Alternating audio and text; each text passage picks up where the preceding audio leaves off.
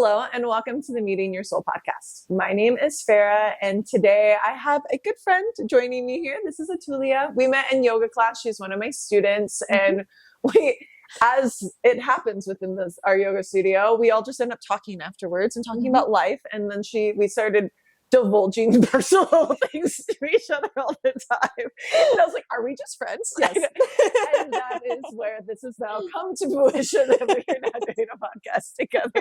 I was like, we got to talk about this. And also I think it's fascinating because so Atulya is within the tech world. She's a designer, and she's a spectacular designer, and is just like really above and beyond, and is really shaking things up in a lot of different ways. And I just very much respect that. And so definitely wanted to acknowledge that. And then thought, just being able to share your opinion, your perspective is really important in every capacity. So I'm excited for us to be able to dive into it and kind of your more personal life here too. Oh, thank you. That was so nice. Like, thank you so much. That was so cute. I loved it. It's really good. So yeah, let's go a little bit into that, because that's actually what brought you to Seattle. Yeah. Right? Yeah. So where are you originally from? Kind of what's your background? What's your life story? Yeah. I know. Yeah. So Cliff notes. No. Yeah, totally. She's also from the East Coast. We're talking about how it's really okay. We're very okay with being direct with one another. So that's the only. I was like, Cliff notes. Yes. Just so good. Don't need the whole lifelong story. Yeah. I got you. You can read my biography later. It's fine. I know, keep going.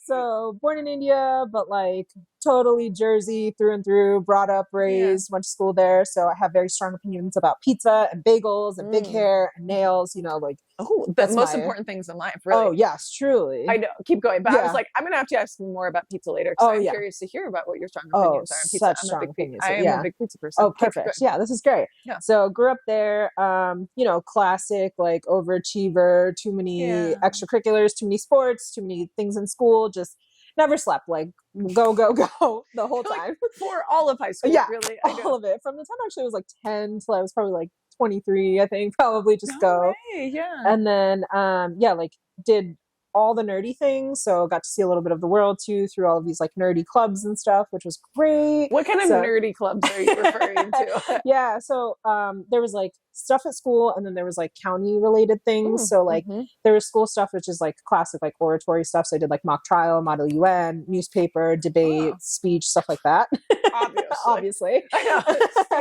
Standard stuff. Yeah. And then like outside of school, like some county clubs that were like youth group related, but they weren't related to a church or like a religious organization. They were just like, the county was really trying to like build up like youth organizations in the area. And so I was part of two of them. One was like more of like a student council. Cool. And then one was like very specifically about like, not particularly dare, but it was just really about like cigarettes and smoking, and like trying to get like restaurants and like different public spaces to ban smoking indoors, and like working towards legislation that would make smoking indoors, especially in places where there's like small children and stuff like that, against the law. And so like this group that really like specifically targeted that type of work and political action in that basis. And it was pretty fun. And we actually got a bill passed, which like made a huge difference. That's a huge deal. Yeah. So it's really cool. Congratulations. Thank you. Especially at such a young age to be able to actually like change something that really affects everyone in the livelihood of the people around you. Yeah. It was really cool. It was I don't know if the organization's still there, because that was like its main mission, and it like definitely shifted gears. And I think that there could be a real need for it now, given the opioid crisis and everything, but I don't know if it still like totally exists. But the great thing is like, I feel like I still have friends from that organization, like from when I was 13 and stuff. So, which was like, that's like really cool. Life-changing moment for all of you. I assume, totally. Yeah. And it was great because it was like, I remember being one of the older kids in the group. And so like all of the like younger kids, like I was 16 by the time it like was all kind of wrapping up, and a lot of the younger kids were like 11, 12, 13, so like kind of had a bunch of kids that I got to mentor to, and I still have like relationships with them, which is kind of nice. Incredible. So why am I not surprised? So super nerdy. And then went to college, and I went to college in Massachusetts, and that like just continued that Northeast lifestyle. And like I went to school in a very hippie place that was like really, really about community and accepting people just the way they were, and like not that competition. Like it was very much like be an individual, and like we all honor their uniqueness. Yeah. And we're super weirdos. So like the pillars of it was like education, volunteerism, and then your athletics. And so you had to like kind of fill out that triangle. Yeah. And so it was really Well-rounded. nice. Yeah, super sure. well-rounded. Had a great time. Of course, same thing. Overachiever, too many academics, too many sports, too many extracurriculars. Did everything there. Studied abroad, did the whole thing. Cool. Where'd you study abroad? I went to Australia. Oh, nice. What did you think of Australia? I've always wanted to go. I haven't been. Everyone raves about it. They say the people are super nice. It's just like a really fun place to be, and like also beautiful and like 100% accurate. Like totally go. Quit your life, move there, do it. Yeah, weather was great. I was like, I actually know a few people that have. So it makes sense. I was like, no doubt. Answer. Yeah, really, because it was like I went to the West Coast, which is like nothing is there, like truly nothing. Like there's like a city, and then like that's it. And that too is like a very generous calling of a city, like not quite borderline town. Yeah. And it was like, but it was great because it was like very, I think, so opposite from what I was used to. Like this, like it wasn't go, go, go, go. It was like very much like, that's a good point. Let's go to the beach. And I'm like, on a Tuesday? For what reason? Yeah, like could we do our homework there? We're just going to relax and like lay in the sun. Yeah, just like sit there. Like what? Like how? This might be good for me. This feels kind of foreign but strange and also amazing. So it was so great. I like really, really bonded with a bunch of people there. Cool. Felt really like close to nature, slowed down. Like the food was really good. And it was like you could choose to either be immersed in like local, or you could like live in a house with like all the other Americans. And I was like, thank you so much. I'm going to live with the Australians, like why I'm not? locals, And so got to know them so well that like they like brought us home to their hometowns too, which was like really great. So got to see more of the country, did the whole like cross country trek, saw the outback, did like the hiking, camping, really all the things. That sounds like such an adventure. It was truly one of the best times of my life. So good. Like really good. And like change in like how I think I saw the world, like really, because it was such a joyous time. And like everybody was, I think it was like kind of really before the world maybe started to fall apart, or like my understanding of how the world works really like kind of set into place. Like I was still like a little jaded maybe. And it was like wonderful. It was really nice. Yeah. So did that, and then graduated into a terrible economy and there was no jobs. Because we were around the same year. So what was like, or like 2011? 11. Yep.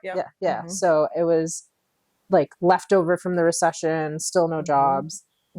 Felt super lost at that point. Like was just, but like not lost in a way of like, I was still like very mission driven about what I wanted. Like I knew I wanted to go to law school. I wanted to go to public policy. Like this was the thing I was going to do. Okay. Yeah. It was my lifetime plan. Like from a kid, I was like, I'm going to law school. I'm going to law school. And that's why I think I was so involved in like all these like political action things and stuff. Absolutely. That makes a lot of sense. I know. I didn't know that was your ultimate goal. Like when you were younger. Yeah. So, but then how did that change? Actually, I blame my mom entirely. Don't we all? Yeah. Don't we all? So I know this is officially on the record, but like officially off the record, I would say, like it's definitely her fault. But off the record, on the record, I just reevaluated my choices. Thinking about my future. She's wonderful. I love her so much. Of course. But I think like we're super close. We always have been really close. And we grew up like making a lot of things. So she was trained as an architect in India, and she didn't really practice in the US, but we've always have a habit of making things like, and I was annoying. Like when I was in school, I wouldn't do the book report. I'd like build the entire setting of the book out of candy. Like I was so annoying. A tad extra, but I like to create a different approach. I'm sure you stood out. I'm sure the teacher never forgot anything that you did in any of your projects. 100%. Which I love. I personally love. It's kind of, that's my favorite kid in the classroom, but teacher, yes. Yeah, the teacher will love it. All of my classmates, of course, hated it because they'd be like, couldn't you just like write a report like everyone else? You're like, I didn't even consider that as an option. Yeah, exactly. To be perfectly honest. Exactly.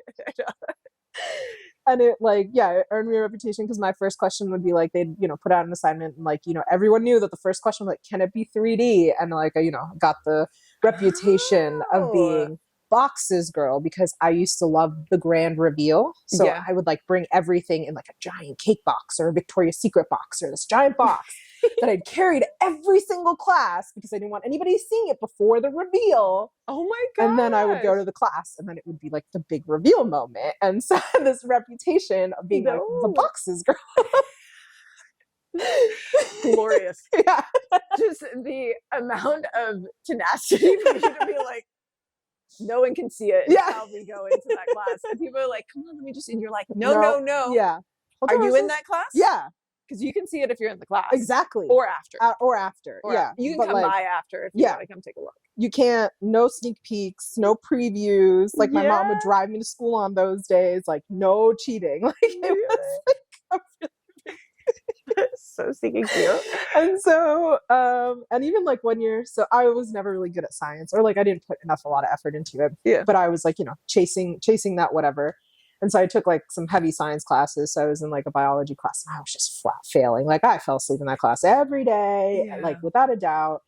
This one girl who was just an angel, like dragged my ass to class, like made me do my homework, like got me through the exams, Yeah. And I was like you needed a B- to pass the class. And I was just teetering between the C and the B-. Like I was just there. Yeah. And like the last assignment was, of course, you have to build a model of like a cell. Like it's always like the assignment of the year. Like everybody does that, like styrofoams and toothpicks and, totally. That kind of thing. I get you. Did I do that? No, you did not. I did not. So I spent all of my Thanksgiving break in front of the TV, which is like now like a tradition every Thanksgiving. Yeah. And I hand beaded out of crystals a DNA like double helix. And then I put that on like a rotating mirror so you could see it double length and inside of a snow globe that was reflective and like had little crystals around it. And like everything was labeled perfectly. And it was like this beautiful, like Swarovski, like bio That's cell. the next level shit. Yeah.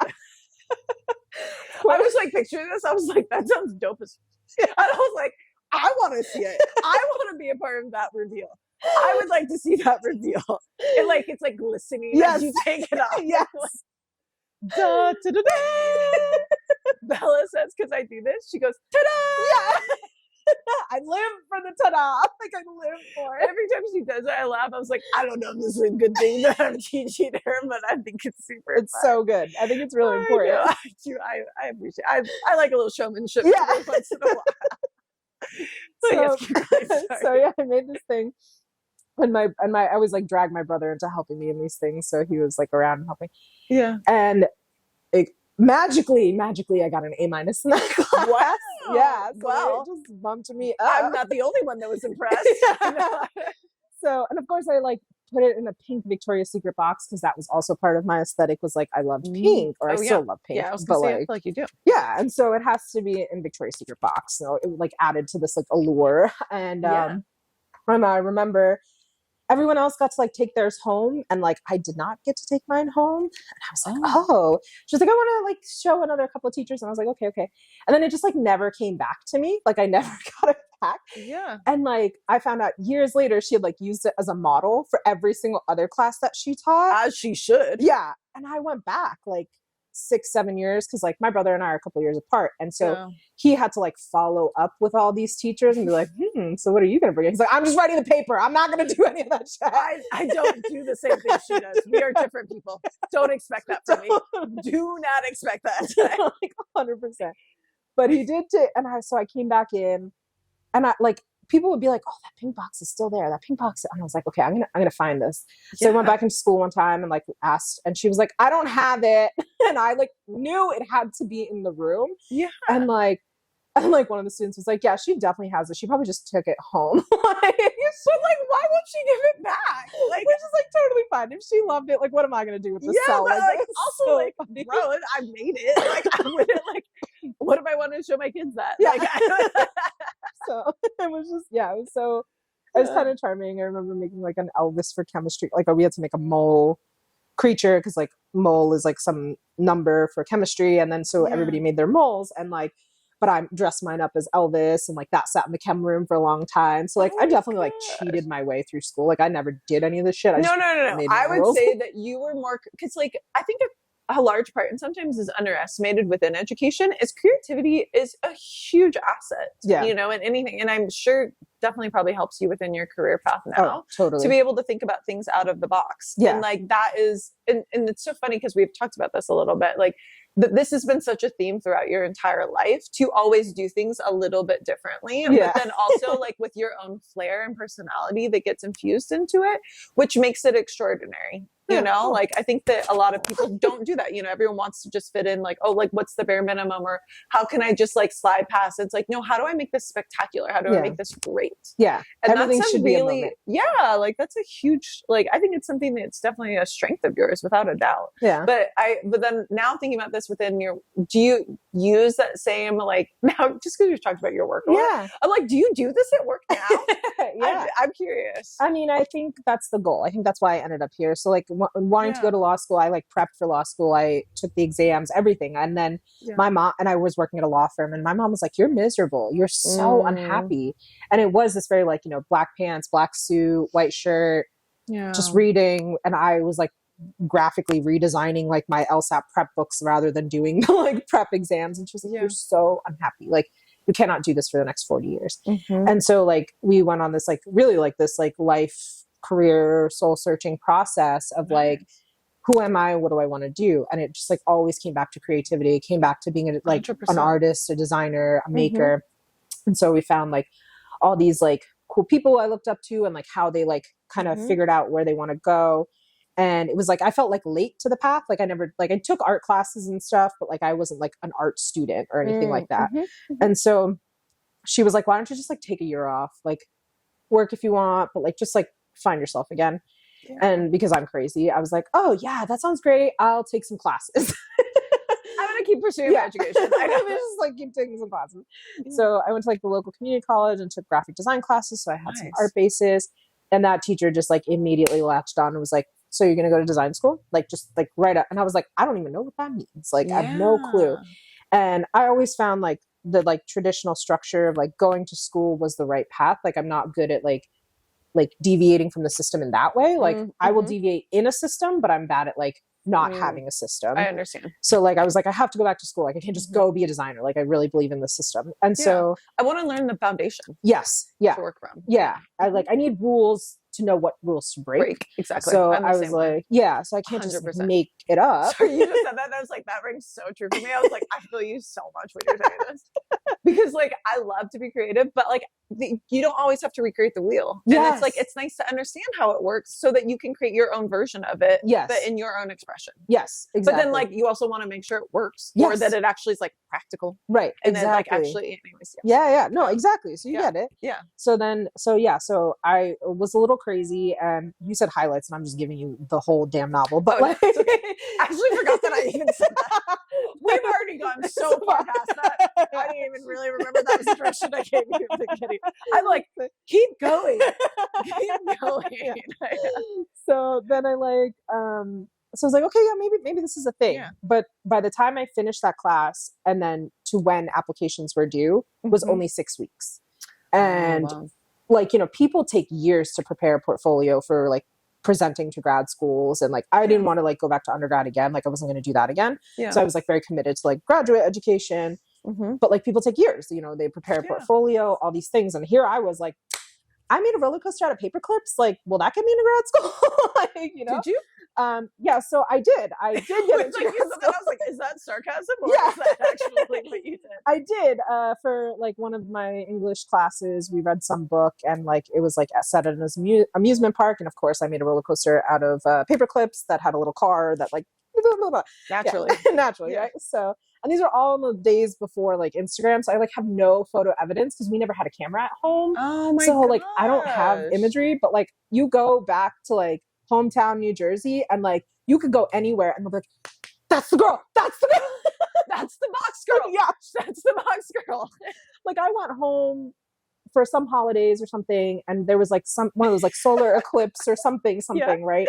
And we went to like the local observatory, and a science teacher like wove her way, and she was like, "You were my student 10 years ago, and you made me this little thing," and I had no clue what she was talking about. You're like, don't remember that one. Yeah. That one didn't stand out, but I appreciate that it did for you. Yeah. she found me. So like, and even like some of my classmates, like still now they're like, I remember that one time. I'm like, I don't remember. I like generally don't remember because I've made so many things in my life and like not all of them catalog. I'm just curious. Do you still create now? Yes. So I'm still very much a maker. Okay. And that's what happened. So I was like, do I go to this grad school? Because I just like have stuff I've made, but I don't think they're like art, or I don't think they're like according to the world of art and design. Like they don't fit. Like I'm just one of those DIY crafters, creators, makers. Like, and so in the 6 weeks, I just put together a portfolio of like the 4 projects I had, and I used the graphic design skills I had. And then I only applied to 2 schools, and I was like, if I get in, I go to school. If I don't, this is like a really good reminder that I need to like build a foundation, and then I can keep going. And one school I really wanted to go to, and one school I did not want to go to at all, but it was my mom's choice. So I like put in an application. And I put in applications to law school anyway, because I was like, it had been here, like it is time. And like within a week, I got accepted to both the art schools. Oh, wow. And I had to wait another 8 weeks to find out about law school. And my mom just was like, pull out all your law school applications. Like, you're not going to law school. Like, I have decided for you, you're not going to law school. Wow. And I'd like, you know, took LSATs, exams, and I'd applied to schools, and she was like, you're not going to law school, pull it out, like make a decision on art school and go. Yeah. And so I pulled out all my law school applications. No way. Made a decision, went to art school. It was a very rude awakening. Because that's so different than all of your education leading up to that, prior to that, right? Everything. Because it was like, I was the weird art girl in classes because I was just a little outside. But like when people are the art student, they have years of practice and foundation and all these things. Yeah. And so it's like, now I was too normal. I like wasn't like thinking enough outside the box. And then but it was the best like 2.5 years of my life. And I learned all of the like foundational skills and all these things, and it just challenges you like nothing else. Like art school really broke me, but it also built me up with like a lot of resilience. Yeah. And then, and then my job showed you an entirely different version of yourself that you didn't even probably know existed. 100%. Right? Like my mom constantly talks about how like art school changed my life, but it changed all of our lives because we saw a new part of the world we just like didn't know existed before, and like a future path that like didn't think it was possible. Like I used to joke when I was little, like, oh, I want to be a sneaker designer, but that's not a real job, so I'll be a lawyer. And then it's like literally the first job I got was being a sneaker designer. No way. And it was so cool. So cool. Yeah. You're like best job ever. So cool. Lucky you. Yeah. So it was, and that's what I do. So I did product, and then like now I work in tech, and I work at a consultancy. So it's great. I don't work on one thing for a long period of time. It changes sometimes from 6 weeks, 12 weeks, 8 weeks, whatever. But like different companies come to us, they'll present a problem, and like most of the outputs are things like a website, an app, or something in a virtual reality space or something like that. And I get to spend those weeks working with a team of people to like solve for that problem. And I think it's been weird because in tech, it's very streamlined. It's a lot of shake and bake. It's a lot of like doing the same thing for a lot of different clients. It's not really being super creative and innovative. And I rail against that very hard.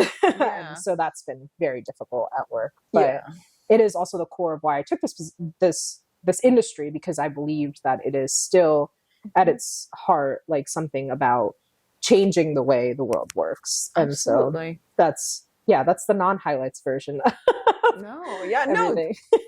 I think we definitely covered a few highlights. So I would say definitely highlights. But I also was like, I don't know. You say that to some people, and then it's like you don't know which direction they'll go into. But I feel like it was definitely just like an overview.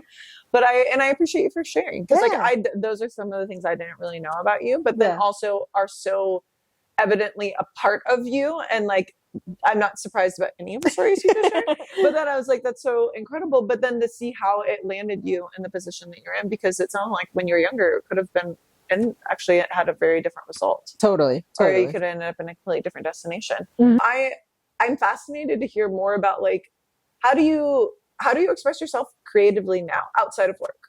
Oh yeah. I think I've had to find it. Like before, it used to be like very much, just in everything I did. It was just like who I was. Even at work, it was who I was.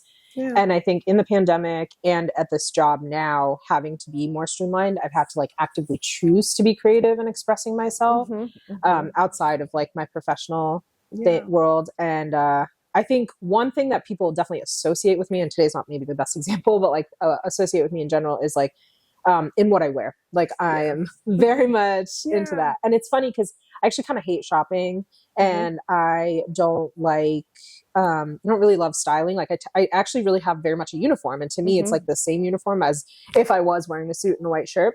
Yeah. But my uniform is like usually a base layer of leggings. And then I have skirts that my mom makes, and they're kind of like tutus almost. Oh, and cool. It's like always my grandmother's old saris that my mom then makes into skirts that I model. So it's like 3 generations of women, and I just like always will wear a skirt. And then it's like usually like a very plain basic top. And then like, that's it. That's like my uniform. But it always feels like always extra and a little extravagant because it's always like prints and colors. And it's like, you know, like beautiful fabrics and different designs, right? Exactly. And like we went through a phase of like unconventional materials for a long time.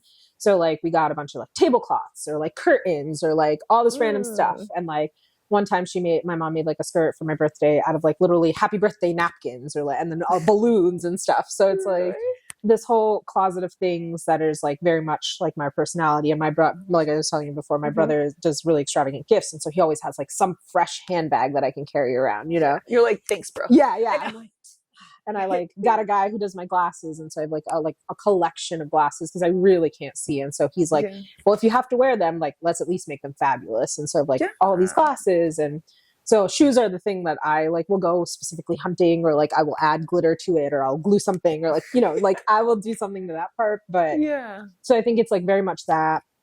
I love making jewelry. Like it's always been a practice of mine. So I love doing that because I love giving gifts. And so like, making jewelry is like one of them. And I think like making my space really like my own is vibrant. Like it has to feel like this idea of comfort and coziness and like, so I think it's like all of those elements. And like it's very difficult. Like I'm not a very good cook, and I hate doing cooking and cleaning. Like if I could do one or the other, I'd be fine.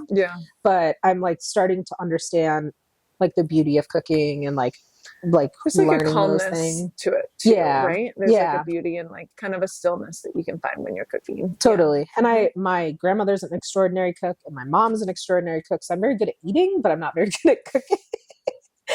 Well, you made me an omelet before we started this, and it was delicious. So I would say you are not so bad. Not maybe as bad as you think. That's my grandpa's recipe. So yeah, really, yeah. Well, and I love how much, because even while you were just describing about like your fashion and your creative sense, so much of it feels like it's stemmed from your family. Yeah. I think they're just the core of. I think it's, and I use family loosely too. I think like, I like adopt people into my life. Like I'm one of those like, once you're my friend forever. Like that's I love you forever. Yeah, like my love is intense and it is elongated. You're not getting rid of me. Yeah, it's like, sorry, you hate me too bad. You're mine forever. Like, you know, and so I just keep people forever. And so like family to me is like, you know, even like in those clubs and stuff, like one of the girls I met, she was like 11 when I met her. And it's like, you know, she's all grown up now, and she calls every 2 weeks and being like, this is what I do with my life. This is what's up. Like, you know, and it's just like, she's family. Of course she's family. She's like my little sister, you know? And like, it's like, kind of like, I think sometimes I forget who I am outside of like the people who make me up. Like, you know, like this little piece is like this person, like this little piece is that person. Like, so, and I think that's like just defined who I am as a person. And so like all of my creativity is either something I learned from someone who I hold dearly, or is for someone I hold dearly. And like, but I do think that has like widened my ability to do design, because it's not like I'm enforcing my ideology on anything. No, I think I'm like trying to bring to the world something like, could my grandmother use this? Would she enjoy this? Would she respect this? Like, and like always considering things from multiple different angles, and then also making sure I'm sharing the process with them so they are part of it too. Like it's not just me who's making. And I think that like sense of community is just very important to who I am and how I make and how I present myself in the world too. It's true. So, well, and to be able to, I think, and we've talked about this within work and just life. It's like being able to be the person that does show a different perspective, you know, and the importance of that, because those are the shapeshifters of the world. Like those are the people that make change. Yeah. And like, you've been doing that ever since you were young, you know, in your youth, you were like changing policy, like 13 and like, you know, but like, I think that that's just very much at the core of who you are. Yeah. And then, but then the creativity sense is like the catalyst for you to be able to do that. Because if you didn't understand or want to look at it from another way, then how would you be able to show a different opinion? Yeah. Yeah, totally. And like, I always believed in like everybody gets a shot at it. You know what I mean? Like everybody should get a shot. And it's like, I get to be a vessel to just like help others to get that shot at it. Like, I will always like champion others and put them on pedestals and like yell about them. And I think that's kind of what helps me be a better designer too. Cause it's like, it's not about me. Like, who cares? I'm not that important. Like, it's about everyone else like involved. So, well, and it's like everyone else's role, and it's like the group, it's the collective effort or the goal. It's like, are we accomplishing the goal? Like, I don't necessarily need to be the center of attention to know that I contributed towards the completion of that or the success of whatever project you're working on. Totally. There was this, I don't even remember what documentary it was now thinking about it, but a lot of producers, famous producers, especially of pop songs, a lot of them are, I guess, Swedish. There's like a large population of like Swedish producers. Anyways, but they say it's because like a large part of their culture is like this humility that like, it's not about them, it's about the music, or it's about the impact that they're making. So like a lot of people don't know about them, but then they're actually the people that have probably like designed like, or like created some of the most popular songs in the world of history.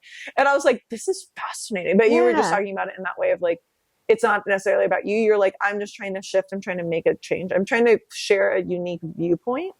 And however that gets expressed or delivered, then like that is what it is. Yeah. What do you think with that? Like, does there come challenges with that then, Bill?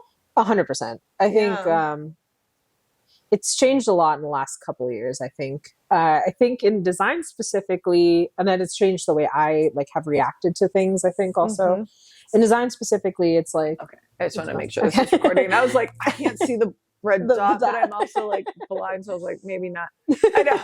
I was like, just want to make sure we get this. I know, keep going. Yeah, I think it's definitely changed because, so I think there was this idea of like the collective in design for a long time. I do think that that's true. Because like, if you look, and I was talking to actually one of my mentors about this just on Friday, and like, if you look at the course of the history of design, right? Like we didn't, like technology didn't invent like human-centered design, or like technology didn't invent this idea of like designing for humans or with humans in the middle or whatever, which is like very buzz like right now. Like, right. It's like, it's just that CEOs at tech companies figured it out recently, like, you know? But from the dawn of time, we have always designed with humans in mind, right? Like if you think like basically of a chair, like what's the purpose of it? Exactly. Well, because it's being created by humans for other humans. Exactly. Totally. Right. And so a lot of these like long-standing practices, these long-standing traditions, especially in architecture, that was his big point. I don't know enough about architecture, but he's like really well versed in it, is like you're designing with people in mind, and like for people, with people, about people. And I think it was like all about this collective, like let's put our egos aside. It is about for the betterment of society. Like it's truly for the betterment of the humanity as a whole. Right. Yeah. Are we enhancing the human experience? Totally. And it's like some aspects of it are still problematic, right? Like it's like which humans and like what societies and like, you know, there's a lot of bias. Yeah. Depending on who's creating it and what their intent is and the people that they have in mind for who they're creating it for. Totally. And like there's people that are always going to be purposefully and implicitly like excluded from that, which is like what we were always trying to fight, right? Like always going to try to fight that, but it just happens. It is what it is. Yeah. And I think at this point in I feel like history, there's more conversation about it and there's more awareness around it. Yeah. Which is fantastic. But I think there's still leaps and bounds of like space that we need to like make up for. Totally. Too, though. And I think that starts with like having more people at the table. Like we just need more people at the table and more 1,000%. People who are different at the table, right? Can't have the same person always. And I do think that there's like maybe an incremental push towards that nowadays, like which like probably didn't happen before. And I think we just, like you said, leaps and bounds still to go, still have to do all of those things. And we're not there yet. And we're not doing a good job of it yet. And I hope we will. Like I do generally hope. And then of course other things will step in, like luxury and like cost and like all these things. But I do think there was like at least a little bit more intentional practice to making before that was like, you know, we're not going to just put the first idea out. There's no need for it to be fast, like fail fast. Like that's a really big thing, right? In like design now and in tech is like fail fast, fail fast. It's like this ideology from IDEO and all these people, Silicon Valley, fail fast. Fail fast. It's pretty much like make the mistake, like kind of take the risk. Yeah. And like then learn from it and then just bounce back. Yes. Right? And I don't know if I agree with that, you know? I think we have gotten faster, but that's actually bad. Like, because I think innovation comes from thoughtfulness, from consideration, from kindness, from like, they have this really big term of like, you know, unintended consequences. And it's like, well, you can actually think through a lot of consequences if you didn't just race to finish something, you know? Like, right? Isn't that what we teach children? Yeah. Like, don't jump to conclusions. Yeah. Like, or don't just do, like, did you think about that before you did that? Yes. You know? Like, right? Run it through your brain machine just one time. Yeah, one time. Just like, you know, just toss around some ideas before you necessarily jump in. Like, I'm a psych catastrophizer, but I like always think about like, what is the worst? Knock on wood. I'm always like, what could be the possible worst thing that could happen from this? And am I willing to like bear whatever that is? Yes. You know, I try not to always think about it because it can be a little like daunting or totally like doomsville, but like at the same time, I think it's important. Agree. And I think that women naturally do that more because our consequences are a lot worse than most men. Yeah. And that's why I think women would be better in these positions. And there needs to be more because we're better at considering all of the options 100%. for more people than kind of like that straight cis white man sort of syndrome that designs for them, you know? Yeah. And like, do you feel like that is the majority of the people at the table? Like, I'm assuming so, but I just wasn't sure if that was like. I think it's true, but I don't know if it's true. Because I think like I've been in like kind of siloed situations where like when I first went into sneaker design and I wasn't even on like the design team, I was like an adjacent development team or whatever. There was a lot more like white men for sure. Yeah. But it was like, I actually did not find them as problematic. Like, oh, interesting. The first boss that I had in design was a like military veteran, tall white man in his like mid 40s. He was the best boss I've ever had in my whole life. Like hands down, still like no questions asked. That's cool. And I think it's because he was so aware, right? Like he was so about like the fact, like he said what it was. He was like, you're the only one like you here. It is a problem. There's nothing that I can do about the systematic elements of it. What I can do is train you to be the best here. And I can give you every opportunity to make you the best here so you're undeniable. So then you can actually effectively make change. Because I can't make effective change here, but I know you can. So I'm going to just make you the best you can be here. And I'm going to support you in those decisions. Yes. And I'm going to encourage you. Yeah. Which is what a leader should do. Totally. And he went to bat so many times. Like so many times. And it's like just literally one of the best people. And like he then set that standard for the team as well. And like, you know, he was really great. And then it was like, you know, it's like we worked together to crack the door open. And like the next class of like associates had way more diversity in it because we like cracked the door open, you know? And it's just pioneer. Like, and it was, you know, he was extraordinary in that way. And well, and I do want you to give yourself credit too, because he wouldn't have been able to do that without you as the leading force. Yeah. I mean, maybe. I mean, like in a way, whereas like I'm glad I could be like I'm glad I could rise to the occasion. But I also think that like I couldn't have done it alone. Like, you know, like he's but we definitely need one another. Yeah. You know? And so he was really great. And I saw like how much of an impact it made because it was like you invested in it and then like it came to fruition so quickly. Like it was so amazing. And then I moved to tech, and I do think it's like a lot more white men in tech. Because like the design team in like sneakers was not that. Like it was far more diverse. Yeah, like integrated and complex and diverse and like interesting and like unique. And tech is a weird one. And like even then I was like, it's like, oh, there's still some women here. That's good. Like then I actually went to an organization that was all women. There's only one man, which was really interesting. And then I came back and I like overswung the other way. And now I'm in a place that's like predominantly men and predominantly white men. And like, it is weird because I am in a like a very like all the memes, all the stereotypes. Like I'm very much like all the women of color are at this level and all the white men are at this level, and they don't get it, you know. And it's like we can't pop through at all. So and it's weird because you think like tech is really liberal, and I think it's actually not. It's like not liberal at all.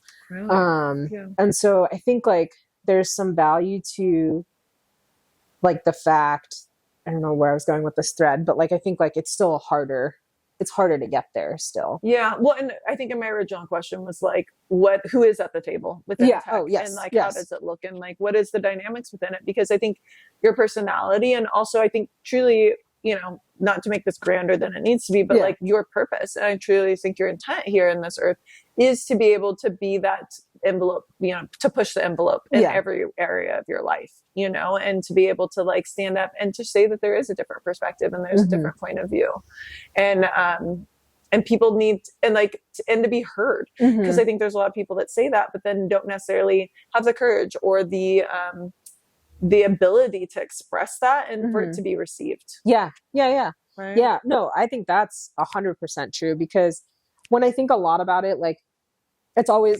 been who I am, and like and I take a lot of pride in it, and it's a practice muscle, you know, like and I think like moving here, and I've made a lot of friends of like especially women of color in this industry, and they're brilliant. Like of course they are, right? Like there's no questions asked, but like the depth of their brilliance is always like astounding to me. Like and I can't like I crave it, and I get greedy with their time. I'm like, tell me more. Like, please enlighten me. Like, just tell me more. Like, and you know, like I want to see them not only succeed and thrive. I just want to take over the world. Like, girl, do it. We're supposed to be taking over the world. Like, oh my God. Like, if you were in charge, like, holy crap. Like, just do it. Like, go take over the world, because goddamn, you are amazing. Like, you're just unbelievable. Like the stories these women carry, and then how they present themselves, and then how they lead, and how they like think about the world, and how they think about their work, and how they like,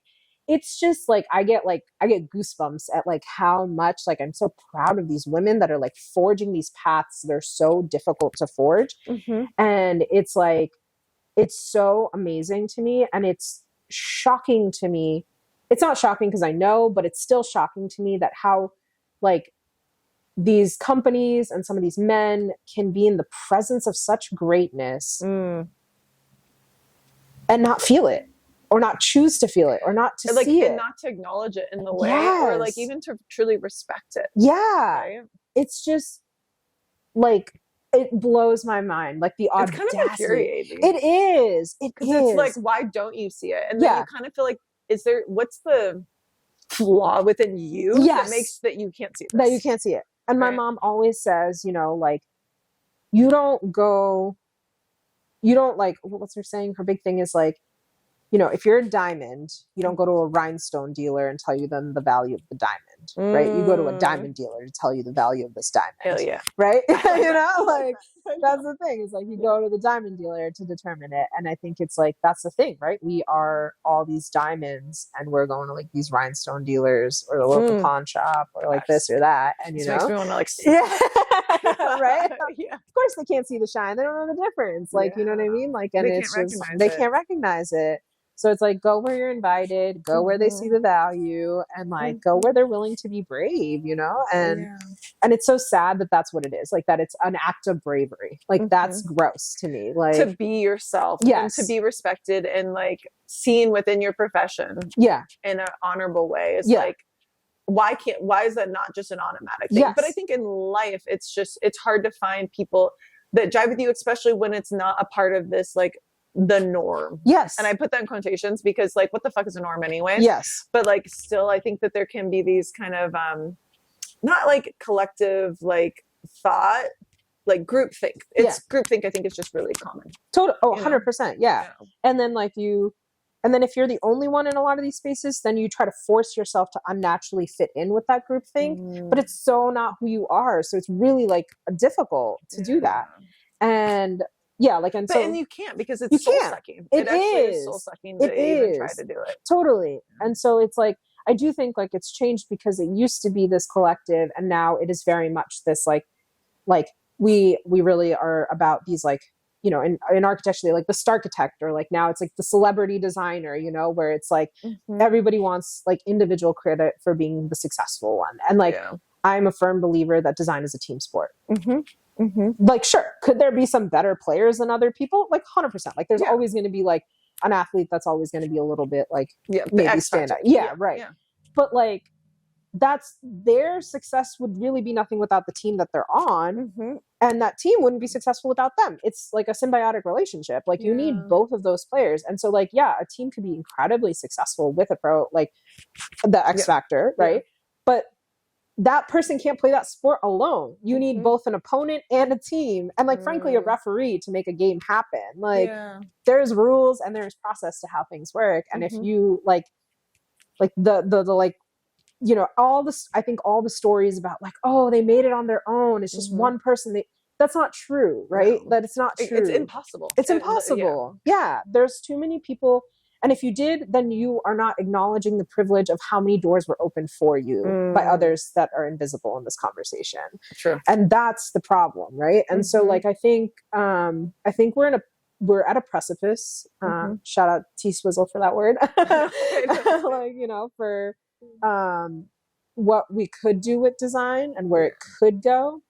And I think it's like very much at that pinnacle point where we have to choose between, you know, do we let it die with late stage capitalism, or do we actually intentionally collectively choose that this could be an opportunity for us to redefine is it as an industry, but also actually go back to some of our roots of it being collectively better for humanity.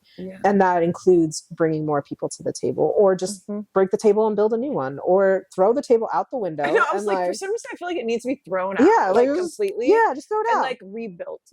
You know, with everyone in the room that's giving some type of insight into how it gets remodeled. Totally. Right? Or, you know, like just even like, I feel like there are a lot of ways of thinking, of doing work, of leading, of approaching projects, all these things in design and in life that like, you know, are very much like, feel like they should, it's like a binary. Like there's like the way we do it now in the patriarchy and all these things, or what would be the exact opposite of that. And like, but I don't think it's a binary, right? No. I don't think it's just this or that. It's like, and we don't even know what that is though, right? No. Like, because opposition it hasn't actually been created yet. Exactly. Or exactly. experienced. Yes. Right? So it's not just like what's the opposite of patriarchy? It's like, oh, it's automatically matriarchy. Actually, that's not true, right? Like we just don't know what the opposition of patriarchy is. Like, what if it's a collective? What if it is like nature focused? What if it's like environmentally focused? What if it is like, what if none of us had power, or what if all of us had power? I don't know. Like, I don't know what it is, because I don't think it's a binary, but we don't know what the opposite is. Or could we focus on the power, like the emphasis of what we put power upon? Yes. You know, what is the pieces that make someone stand out? And like, because it's just like making me think about like masculine versus feminine energy. And it's like so much of our society is created around masculine energy and whatever that portrays, and we idolize it and we put that on the pedestal. But for the last few years, I'm like such a big believer, like leaning into my feminine nature is my greatest superpower. Totally. Like the creative nature, to be able to think about something outside the box, to be nurturing, to be empathetic, to be able to be a leader that listens and takes in the insight and the opinions of everyone around us. And then to be able to forge a new opinion from that point of view. Yeah. And like even being soft and being loving, and like it's the greatest gift that we all are seeking within life. Totally. But then those qualities are not emphasized, they're not taught, and they're not encouraged. And sometimes they're even like victimized, or they're seen as a negative quality for someone to have, or weakness, or, you know, and it's just like that to me is just so, like, not to like dumb it down. It's like, that's so stupid. It is so stupid. Because like, 100%. If you don't recognize the qualities of the duality of it all. And that we need a little bit of both. And I think that that's what we're missing. We're like, you're saying, like, it's like this extreme or that extreme. It's like, what if we came into the middle? Though? Right. Yeah. What if we incorporated a little bit, the yin and the yang, like literally everything, every religion and everyone talks about there should be a balance of both. So like, why don't we just actually try to create a balance of both? Exactly. And or throw it all out and start all over. Yeah. And like I think okay. sometimes you have to throw it out to be able to even, and also to be flexible and moldable to see which each environment needs. Because I think, you know, and we talk like, you know, this is really big within education. I think, you know, our education system is really designed around putting kids into boxes. And it's like, instead of allowing the kid, you know, bit more child-led like education, but it's like also like, how does that person learn? What is their greatest strengths? How do we emphasize that? How do I focus on that? You know, the outliers. I always think of, is it Simon Sinek that also does the outliers? It's Malcolm Gladwell. Malcolm Gladwell. What's his other one that he does? The other book. I'm trying to think. There's like David and Goliath. David Goliath. To strangers and a couple of them. I think. Anyway, sorry, I was like thinking, I was like, there's another one that I always like think about, because I think he was one of the first, because there's so much about like the bell curve and about like how do we then adjust and create from that, like the masses. Yeah. But it's like, why don't we think about the outliers? Why don't we think about the people that are a little bit different? Like even like how you've expressed how you grew up, it's like thankfully that was encouraged, and also you had a really great family that supported you. But then if you didn't have that backing, or if you constantly was like having people that were trying to like not dumb you down, but in a way be like, this is too different, this is too out there, like let's simmer and like actually let's just fit into this little realm, and like then you'll be fine. You know, but then that's never really going to encapsulate who you are and actually the true potential of who you could be either. And I think it's a two-way street in some degree though, right? Because I think like it wasn't all like roses and sunshine and happiness like growing up. Like it was fighting over if the glue was dry and are you going to make it to class on time. Like there was a lot of like frustration, you know, it wasn't just super happy all the time. Like the end product is a reveal, but making something is so frustrating and it's hard. And like you make mistakes. So many different like over things you have to overcome. Like and like the adversity is so real. And I think that like it's a choice to view it, right? Like I feel like there's one way, you know, there's people like my dad who like everything is adversity, everything is horrible, life is so hard, everything's so hard, everything is, or you could choose to see it as like, yeah, it was shit, but look what came out of it, you know, like you can choose to see the joy, you can choose to see the happiness, like and like, you know, like they say like childbirth, you forget about it and then you're like, oh actually evolutionarily like our minds actually forget about it so that we'll do it again. So it's kind of like that, you know. And I think and I was talking to actually a friend of mine who is a really, really good designer recently about like how good design, you know, is based on tension. Like if everything is perfect, it's not interesting, you know. And we are so bad at conflict. Like and I, again, when we're talking about East Coast, West Coast, this is a thing where I think that like, that's why I'm biased. I do think East Coast design is better because it's like, we're okay with having a fight and then just going and getting a beer and be like, you good? Yeah, I'm good. Like, you know, you can disagree. You can completely disagree about something. Here, it's like everyone tiptoes around it. We don't talk about it. And like 6 months later, someone makes like a side comment slightly to someone else who then trickles down later. And you're like, what the fuck just happened? Like, how long have you been thinking? And it's like, there's so much judgment and like what you put out is like a reflection of who you are rather than just an output that you've created. And that is the problem, right? Like we need to focus on the thing and we need to be willing to fight with each other, for each other and against each other and then still be okay.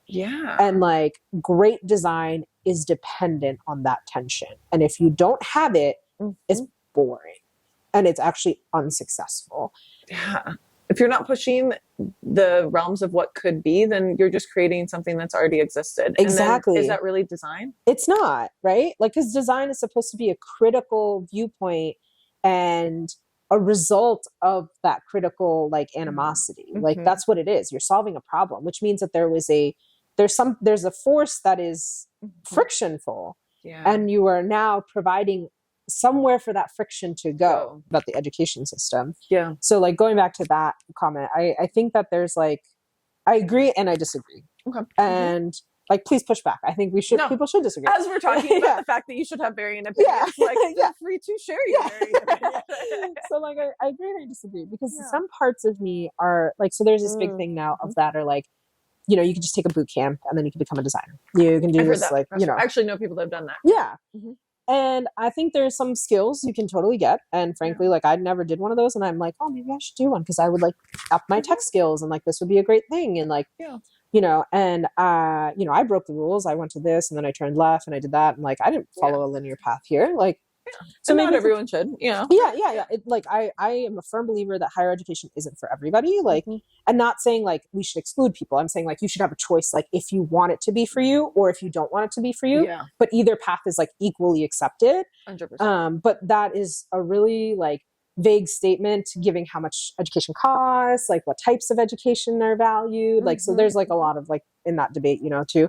But like I think that like there's this aspect of like, so there's like a debate, right, where it's like, oh, well, if you take a class like this, like training boot camp thing, you're at the same level as someone who did a 4-year academic institution based thing, and like you guys can like rise at the same level.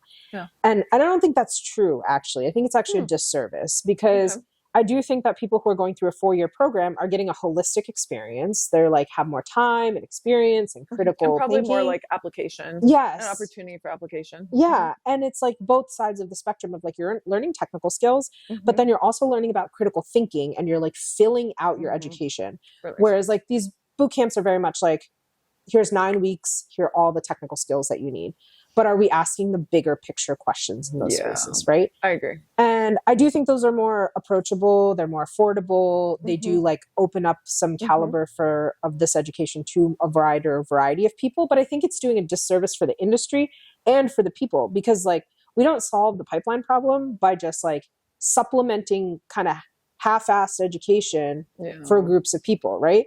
You just have to put them through the pipeline equally with everyone else. Well, and also be more mindful about seeking people out to filter into the pipeline earlier on, to be able to make it seem more appealing for the people that might be curious but don't really know about it. Right. How do you open the door and like remove some barriers to entry? Totally. Like I didn't even know design was a thing until I was like 24. Like, and now I coach 11-year-olds in soccer and they're out here coding. Like they know more about tech than I do. Yeah.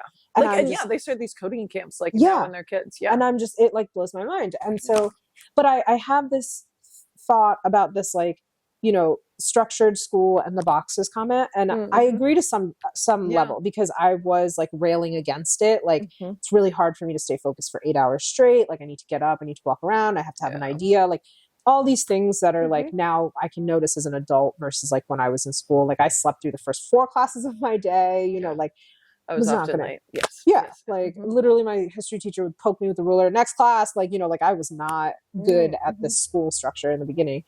And then I learned how to structure my classes so they were like better timed for me. And then like I manipulated the system to be successful. Yeah. And so like to some degree, I'm like, yes, we need more creativity. We need more like opportunity to be yourself and find yourself and all this.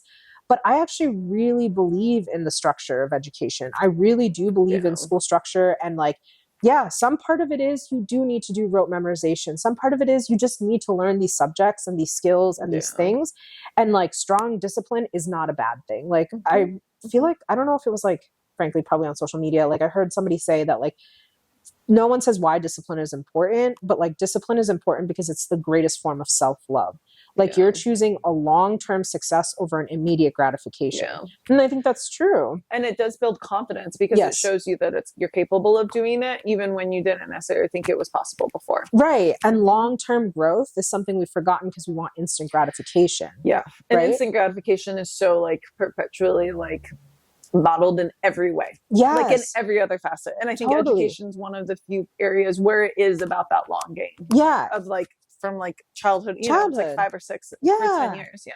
So I really do believe in like staying focused, staying committed, staying competitive, and like doing it the way that the system is set up, because you also like learn how to interact with people around you who are different than you, who are working faster, who are working slower, who are having a tough time, who are not having a tough time, because it is a community building. Like that is necessary. Like you can turn around and acknowledge that like someone else is struggling. Maybe you can help them. Or if you're struggling, you can ask for help, or someone can offer you help. And like, it is so important. And I think with the pandemic, we see how important it is to have structured education.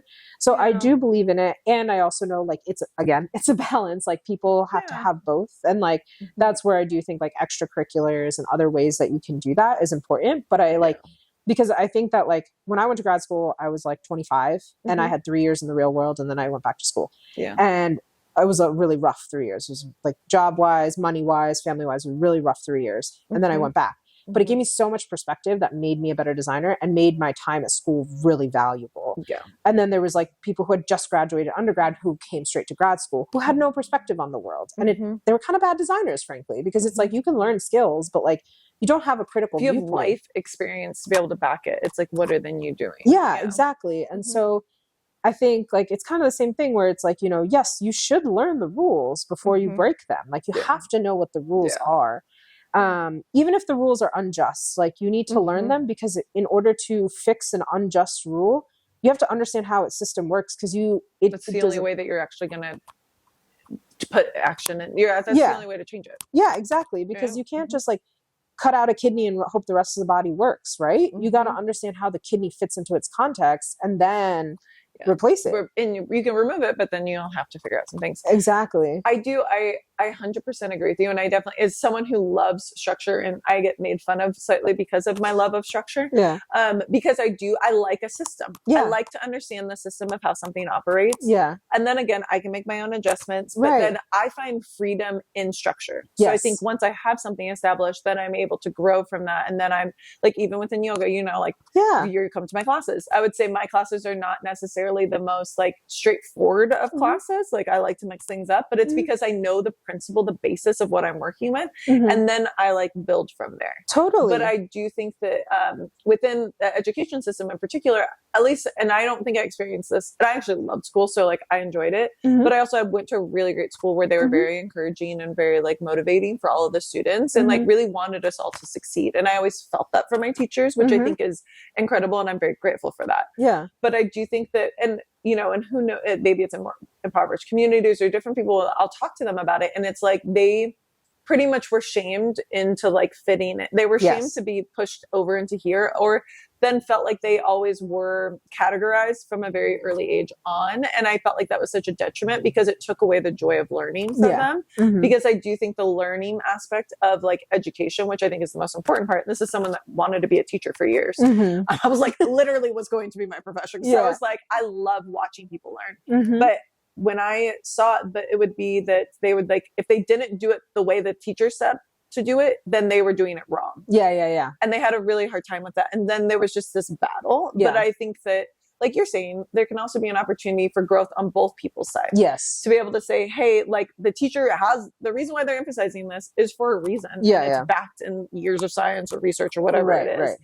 You have, but you're creative and you're looking at this from a different point of view, which is awesome. But it's like, apply that to the context of the structure that's being offered to you. And I think that that's something that seems to be somewhat came naturally to you. And I think some people never really find that give and take to be able to find their lane within it. And so then they just like dispel it all around, or then they're deemed as bad students from the get-go because they just didn't do it the way they felt like the teacher thought that they should. Totally. So that's more or less what, like when I think of it, because I feel like people could be really successful and be really great, but then in their mind, because they weren't good in like school, that they like feel like they're a failure in other areas too. And it's like, no, man, no, you're great. Like what you can do is awesome. It's just, you're doing it differently than other people. So like learn how other people are doing it and then do it your own way. But then take the feedback from the other people, because there's reasons why they're doing it that way too. Totally. And I think our new generation now is just like lost that ability to connect to the old ways, because it seems too traditional. And it's like, no, that was there for a reason. Learn it, study, respect it. Doing that was like one of the 48 laws of power. Don't outshine the master. Like liberal laws never outshine the master. But it's like, do it, but then like be able to come back and like do it in your own way. Too. Exactly. Sorry, a little bit of a tangent, but I was like, this is why I was saying this, and I totally get what you're saying too. And I was like, and I think that it's the same concept, right? Like I think we're both emphasizing the same point.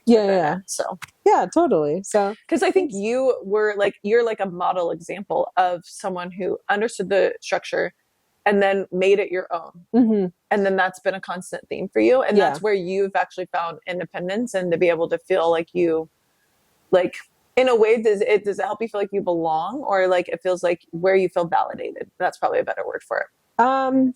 I think it's where I found self-validation, actually. I think like and I get it, like, right? Like when you don't know, like, I think the process of learning is very hard, right? Like being, like actually learning something you're not good at is brave, like, Yeah. because you have to be really bad at it for a really long time before you can be good at something. 100%. Right. And Yeah. like some of that incremental growth also is frustrating because like my friend was saying, we were having this conversation and she was giving me a really good metaphor, so I'll use her metaphor. And then so it's like basically like, you know, if you go bike riding with friends, right? And they're all like so good at bike riding, they're like halfway up the hill, they're like there, you know, whatever.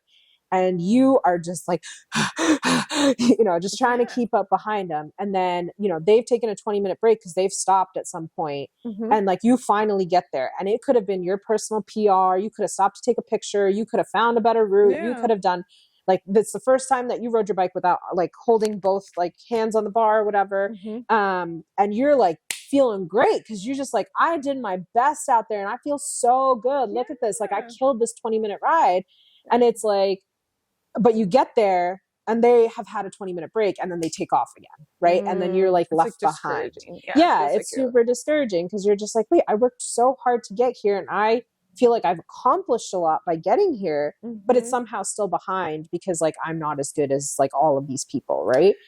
Comparison's motherfucker though. Because then the lack of fulfillment stems from the comparison from you to someone else. Totally. And I think all of my life I felt that because like, you know, like I wasn't as good in like science. I wasn't as good as in math. I wasn't the top student. I wasn't best at everything. Like I dabbled in everything, but I was never good at anything. Like I just was in all the things.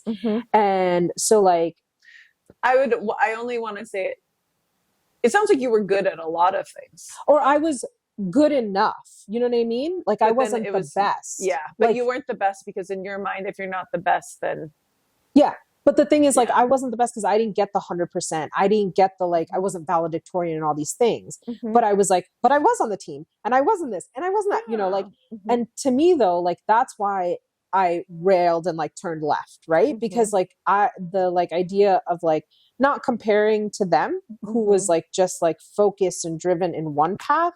I decided to create my own path. And that path to me was satisfying. Like I was successful in my path. Like it wasn't the succession. Yeah. So like, so in that sense, that's what I think. Like, so to your question, it's like very much like if you might be like learning is hard. And I think it is really brave to learn. And like, it is also really hard not to compare, especially when you're in a work environment. Right. But I do think that it's like being the person that does take the left turn or like tries it differently or anything like that is actually just self-validation. Because I take so much pride in like, I'm going to do it differently. Like, oh, I'm not going to do that. That's not it. You're like, I see how everyone else is doing this. And now I'm definitely have to go far left. Yeah. Like, it's like an active choice. Like as soon as there's an agreement, I was like, ooh, nope, not me. It could be the right answer. And I will still be like, nope. Like I choose. You are part Aquarius too, aren't you? I don't know. I was like, I remember looking up your chart. Now I can't remember exactly what it is, but yes, keep going. Yeah. So I like, I choose to be opposed, you know, like I choose to be diametrically opposed because it's like, change my mind on purpose. Like, why not? Like, and I think I take pride in it and it's like, yeah, but then also someone needs to take on this approach for it to be considered in the like creation of whatever's going on. Yeah. So it's like, and the willingness and the ability, I think that's almost what I feel like you underestimate about the ability that you can do that so easily and pick through it and then to still bring it back to the larger picture is extraordinary. Like it's not common. Like there, like people I've been in a lot. You know, I worked for the University of Washington for a long time. Like I've always like escalated because leadership. They would always be like, you see the bigger picture. And then you're able to execute the details between it. Yeah. And that is a straight, like, it's like, for me, I'm like, it's just how else do you get it done? Yes. I don't even know how else to do it. I don't know how you would do it. I don't know how this would be completed otherwise. Totally. And they're like, that's why you always get it done. Yeah. Well, that's what you pay. Like that's just the job. Like, what are you talking about? Like, no, like, you know, and I want this to be somehow. Like, I'm just trying to like make sure. So like, it's 100%. I'm like, I just want to keep my job and pay rent. Like, I'm not trying to be special here. I just want to pay my rent, and I want to do so in my way. Because like, but then I feel like that's like, I think what you were talking about was your first manager that was like, you're the only person here that has your perspective, and so you're going to do it your like. Then, and you're the only person that can do it your way.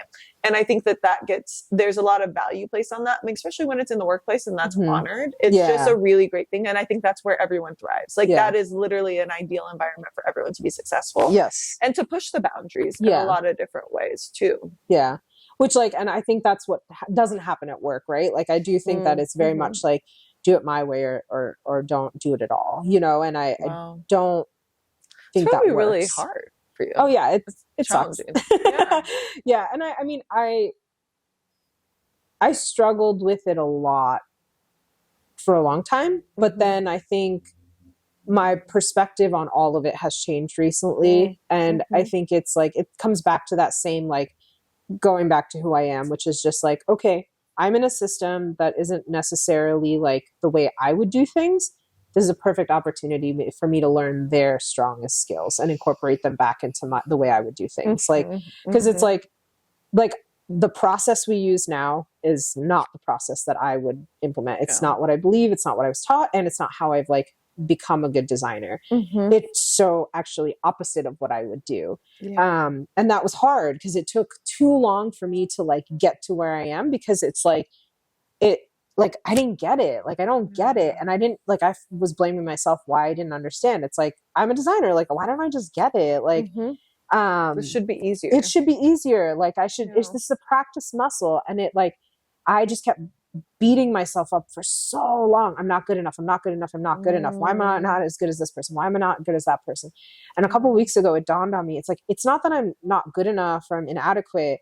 It's that like what I measure myself against is like not what they're measuring against. And like, frankly, it is just because my design process is so different than what their design process is. It has nothing to do with the fact that like junior, senior, not adequate, inadequate. It's just like, we're actually just different. And because there's a majority that's the same, my difference looks like inadequacy, but it's actually just an alternative way of doing things. And like that realization was totally freeing, because it's like, now I know that. And it's like, it doesn't make one bad or good. It just, I recognize the system now. That it's just something different. It's something different. And like, there are really valuable skills in that space that I don't have, that I can focus on. Like, I can focus on those aspects. And now I can get really good at that. And now I'll be undeniable again, you know, like, and I think it's hard because it's like embarrassing to be in that position. That's what I think I've realized is like, I've been so embarrassed for the past year because I've just been like, in my opinion, fucking up. And I don't know if I'm allowed to say that, but like, I feel like that. We both know that you are. So I feel like I've just been embarrassed. Like, and it's like, I know that I keep fucking up. I know that, like, it's like they've messaged that to me, but then it's like, I can't see anything except that, like, I'm holding that at such a high standard. And now it's like, okay, like, I can swallow that, or I can put that on a shelf. But like, what I can do now is like, since there's no, like, now that my reputation is trash, being the comeback kid is my forte. Like, you know, like I can focus in on like, you've taken so much of these expectations off of me now, because you just think that I can't do it. So like, watch me now, like watch me now. Cause now this is a moment of freedom where I'm going to get so good. Like, again, undeniable. Like that's what always been my goal, is like being undeniable. And like, well, and the only thing that's crossing my mind is like, or you just, only because we've talked about this extensively, or is this not the environment to where you're, like you were talking about your mom earlier, like, is it because they're not the right jeweler? Totally. That could be also very much true. And I think that a lot of things at this environment that have happened are unacceptable. I'm not excusing them. I will still hold them accountable for all of those actions. And part of that is like, you know, I stopped pouring myself into something that is not like nurturing to me. Like, you know, like I can't do that. Like I was in a really bad place mentally. So like I was desperate, and I let my guard down, and I leaned on them, and like people and the job and like my manager all way too much, and they recoiled instead of being supportive. And so I'm not like saying like it's a give and take, right? Like I messed up, and also they messed up. Like both of us failed at like to like meet our social contracts that we signed. And so like, yes, maybe this environment isn't for me in the long run, totally, or even in the short run, I don't know. But like some of those environments that aren't right to me have always been the places where I've learned the strongest lessons. Yeah. And so like, I will definitely be, now that I'm in a better mental place, can take that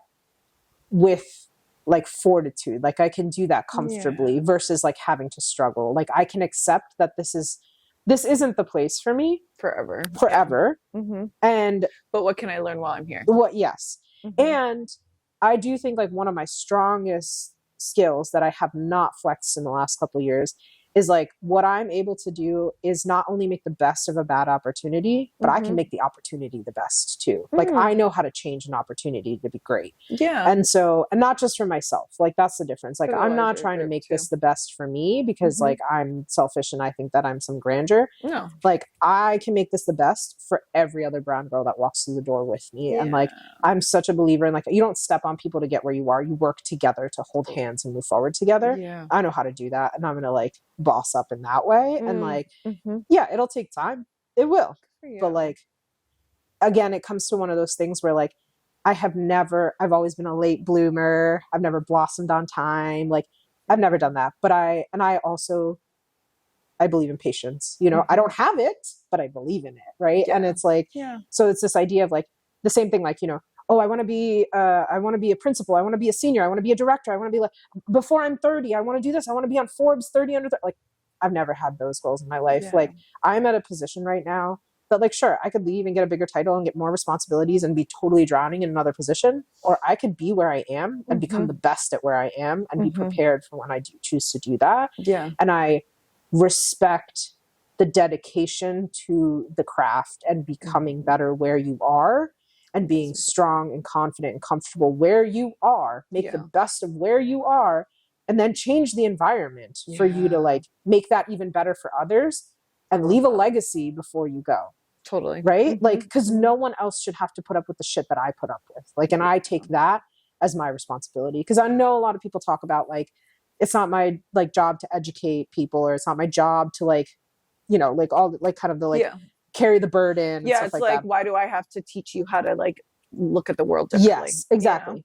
But I choose to take that burden because I think it's an opportunity. It's an opportunity, but it's a symbiotic relationship because if you're saying like, oh, go figure it out, where are they supposed to figure it out? Yeah. And what sources are they using? And are they really the best to give them the perspective that they need? How are they figuring it out? Yeah. And do they have room to make mistakes? Can they ask questions? If you have an expectation on how they should behave, teach them. Explain it to them. Tell them. Right? Yeah. Because otherwise, how will they know? How will they know? Yeah. And like it doesn't mean that they won't make mistakes, and it doesn't mean I won't make mistakes. I've fucked up 100,000 times. We all do. We all do. We're human, but we need to give each other the grace to make mistakes. And so I know that's my choice. Like I have no fear in being the first, but it also doesn't mean that I don't leave the door open behind me. Like, you know, and that's a choice. And I have been failing at it recently because I've not been in a good mental space, but it's always who I've been. Yeah. And it's like who I want to become again. So it's like moving towards that. Well, but and then to also take care of yourself in between too. Yeah. Recognize it's not like I was reading this one quote and it was like life is like extraordinary, then it sucks, and then it's mundane and boring. Yeah. And it's like always this ebb and flow through these different stages, and like being able to like appreciate each stage because they're all there for a reason. Totally. So it's like we're not maybe like making like huge headway at this point, but it's also like you're focusing on yourself. You're giving yourself a little bit more love and attention. And maybe that's really what is designed for this period of time. Totally. And you can't appreciate the view from the top if you've never seen it at the bottom. Yeah. You know, sure can. Like, and I think that that's true. Like all my mentors and my mom always say this, and I hate it, but it's been like the motto of my life, which is like, if you want to climb the mountain, you got to take the first step. Right. Yeah. You can't complain about how the game is being played from the sidelines. You have to participate. Yeah. And that's hard. And that's what people love to do though. You know, there's like, Theodore Roosevelt, and he has like the arena. It's like, you know, it's really easy to be in the crowded arena watching people get like beat to like pulverized. Pulverized. I don't know, that was the word that came to mind. Like out in like in the field, but it's like to be actually in the arena and like fighting the good fight is like you're going to fall down. Everyone's going to get hurt. Everyone's going to have things that go wrong, but then you come back out of it, and it's like, and then you keep going, and you keep growing, and you keep getting back up. Because what other choice do we really have? That's all you have. Yeah. And like, I personally think if you allow your heart and to be your guide, you'll always end up where you're meant to be. And Totally. you just might take a few, detours in Yeah. that path towards it. Because So, you needed a couple of extra tools before you got there. yeah. Like- and it's like you just weren't prepared. So Yeah. it like wasn't presented to you yet. Yeah. That's Yeah. all it is. Like, you know, and Yeah. I feel I've been reading Obama's book. And I wasn't ready to, like, I was so excited to read it when it first came out, and then I wasn't ready to read it, and I was angry at him. And Yeah. anyway, like one of the first. It's been a love-hate relationship. Yeah, a lot. We're doing better though. Yeah, we're good. Yeah. So, but I've been reading it, and it's like I've been reading these two books at the same time. I've been reading them for 5 years, and I'll read them for the next 10 because they're like 9,000 pages, and they're all boring books. But this, the first one is like it's his book, and it's like the first sentence of it is like something about how he like his choice was like diametrically opposed to everyone else's in the room, but he was the president and he had to stand by it. And it was just like it like messed me up for a little while, and I was like, yeah, like I love this phrasing, diametrically opposed. And I heard this like I like I'm gonna always call him this, but like civil rights activist, like a recent like someone who is in the space of diversity and inclusion now, but I still think that that's civil rights, so I call them civil rights activists. It's true, right? So like I think, was like, it really is. Yeah. So that's what I refer to them. And she was saying how you can be lovingly contrarian, and I love that as well, because that's what I feel like I want to be, is like, I want to be lovingly contrarian. I want to disagree with you, and it's not because I disagree with who you are fundamentally. No, I want to disagree with like being singular. You know what I mean? But there is only one way. Yeah. Can we be opposed to the fact that that's not actually reality? Yeah. And like, can we embrace that there is going to be differing opinions? Yeah, exactly. And so, and then I was reading that, and then in congruence with like this, it's like called Team of Rivals, and it's about basically the story of Abe Lincoln and like how he had to work with his team of rivals to abolish slavery. Yeah. And, he was also diametrically opposed. And like, I know Lincoln was Obama's like hero and like was really tied into it. And it's been really interesting that like, and we talk about that all the time, right? Like, who are these people put on pedestal? They're all these people who are diametrically opposed to the status quo, right? Yeah. That's how they stand out. And they challenge it. Yeah. And it's like an act of bravery, but I think it's also just an act of like, maybe just who they are. They're just brave enough to be who they are. And that's ultimately it, right? Yeah. Like, they're just brave enough to say what they really feel in their heart to be true. Yeah. And they're not saying it almost to be contrarian. It's more or less to say it because that's what that is their heartfelt truth. Yeah. And like I think more people should be willing and have the courage to be able to speak their truth 100%. Yes. I think but it's one of the most challenging things. It's been definitely vastly, like, my life has changed so much just in the pursuit of that. To be able to really be able to speak without me overthinking of like how it could be perceived, or is this going to like piss anyone off? Is this going to make anyone feel uncomfortable? Like, to not fully process all of those things before something comes out of my mouth is challenging for me. Totally. But it's all at the same time, I now know if it's my truth and it feels right to me, then I'm going to say it. Right. Even if it's not received. And it's like, I don't have control over the reaction, but I can control my delivery. Totally. Yeah. And I think it's like the people who don't say it are the ones who need to say it most. Like, we don't need any more like white supremacists speaking. We don't need any more like, sure don't. Yeah, like Nazi speaking. Like that's not what we're talking about. That's not the direction that we want to be headed in. And it's of separation. Yes. And I do think that there needs to be more emphasis on this collective, like the connection. As much as I'm for the individual and being unique, it's like also there should be a collective energy about what's best for the larger group too. Yeah, exactly. Thank you so much. Sorry, I knew that we were just going to like the philosophical and just life talks that we have on a regular basis. I had no doubt that we would probably go down some different roads, but I would have never predicted that this was actually the conversation that we actually were going to end up having. But I think it was very necessary and so true and telling of who you are as an individual to be able to share your story. Because I think this might be the road that you are on right now and navigating it. And it's not easy though. And I think being the individual is just but finding your people is like the greatest gift you can give yourself, because once you find the people that jive with you, then it's like, I'm not alone. I'm actually not alone. There's a lot of other people that of you this way too. And so I'm just grateful you are one of those people for me. And it's just, you fill up my cup for that. So. Oh, ditto. Same. Yeah, I love this. It's like so nice and wonderful. And I said a lot of words, but thank you for listening. I'm fascinated because I haven't necessarily heard that perspective on it. And you are in a unique position that is very much at the forefront of what's going on in the innovation of technology. But you have like this very strong, differing, opposing opinion to be able to say like, and more people need to hear it. And so I'm just really happy that you were able to speak to that on this platform. Yep. So thanks so much for having me. It was such a pleasure. I love talking to you. So. Anytime. See you on Tuesday. Yeah. 100%. Continue on. Yeah. So thank you. Thank you for being here. Thank you for sharing your story.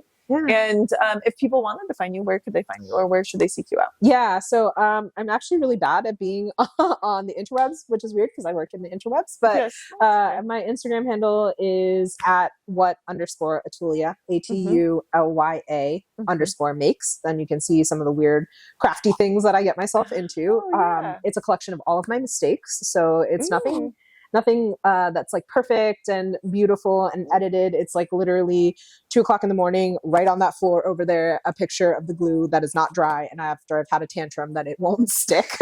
So it's those kind of pictures. So if that's what you're that's what you're into. Yeah, that's what you're into. Check it out. Check it out. Yeah. Anyways, just see. I'm curious. Yeah. And then I'm on LinkedIn, and also like if I actually am gonna start writing more about design and speaking to this a little bit more. This is why she was also on the pod, because I was like, let's just have you on. You can get a taste of what it's like to do it. Yeah, this is really fun. I really liked it. So yeah, I'm thinking of doing, well, I'm going to start with writing mostly just to get some articles out there. So you can Google me. I have a website, which is mostly just my portfolio, but I'm going to get my blog up and running. I'm actually really hoping to get an article on there this week at some point about what it, keep an eye out for it. So it'll be what it takes to be a designer. So it's like actually right on par with this. Oh, wow. So I didn't know. I didn't know this either. So, well, now we know.